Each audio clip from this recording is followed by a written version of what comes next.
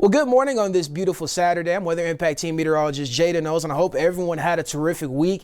And boy, was it a busy weather week. I mean, starting back on a Wednesday, we saw that first real snow event across the metro area and really just across most parts of the state.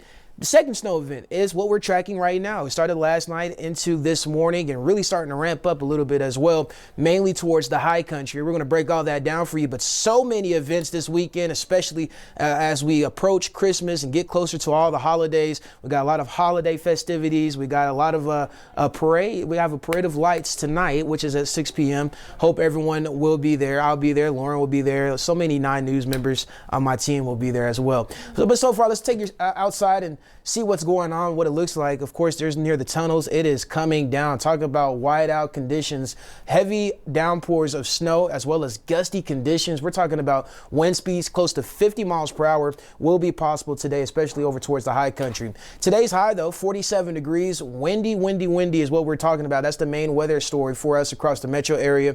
The low 40s tomorrow, but a little bit more sunshine. And then we start to warm up nicely as we head into next week, seeing the upper 50s as well as the low 60s.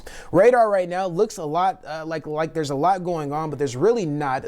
What's happening is our radar is kind of picking up what's happening just a little bit further up towards the above us in the atmosphere, and that's not making it to the surface here in the metro area or over towards the eastern plains. But what is making it to the surface is what we're seeing along I-70 near Georgetown, Vail, Eagle, and the further west you go out along I-70, definitely heavy downpours of snow. So what we can expect the next couple of hours is that consistent snowfall, but then noticing by 1 p.m. what we're seeing for the eastern plains. We are seeing some isolated showers there, maybe even up towards Fort Collins, but for us across the metro area, we'll remain nice and dry. Here's what 6:30 could look like. Of course, the parade starts at 6 p.m. tonight. Of course, dry conditions. I really don't have a lot of rain in my forecast, and it does try to show maybe some flurries toward the eastern plains, but I do not think it will be cool enough for that. Here's a closer look across the Front Range. We'll definitely see some isolated showers around 1:30 this afternoon near Akron, as well as down towards Lyman and Byers.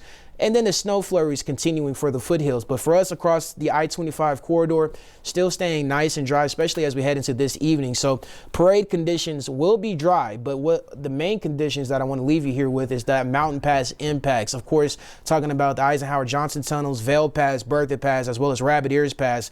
Travel will be very bad from now until about noon or even 1 p.m. this afternoon, and will start to slowly increase in visibility and just the conditions as we head into Sunday. So if you plan on heading out to the high country, trying to hit the slopes with the fresh powder, my best guess would be to go on Sunday because conditions will be a lot better than what we're dealing with right now. 47 degrees is our high today, as I mentioned.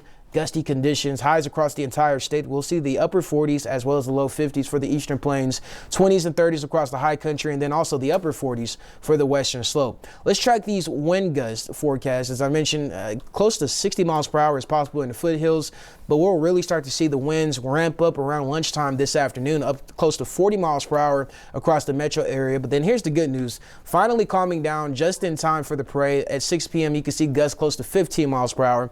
Occasionally, we could see a gust close to 20, but it will not be 50 like we see earlier this afternoon. Tomorrow, 42 degrees, a little bit more sunshine, but overall, here's that parade forecast. Around the parade time, start time, will be around the low 40s. As I mentioned, the gusty conditions will finally start to be dying down, but a little chilly tonight, so you'll definitely need that light jacket as well as maybe even a blanket if you're staying out there a long time. But no rain in my forecast for us across the metro area.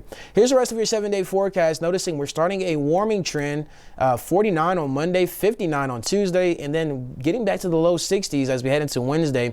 Next weekend looks very nice as well with no rain in the forecast, but I hope everyone has a terrific Saturday. We finally made it to the weekend, and of course, be nice to somebody. You never know what somebody is going through, and you could be that light.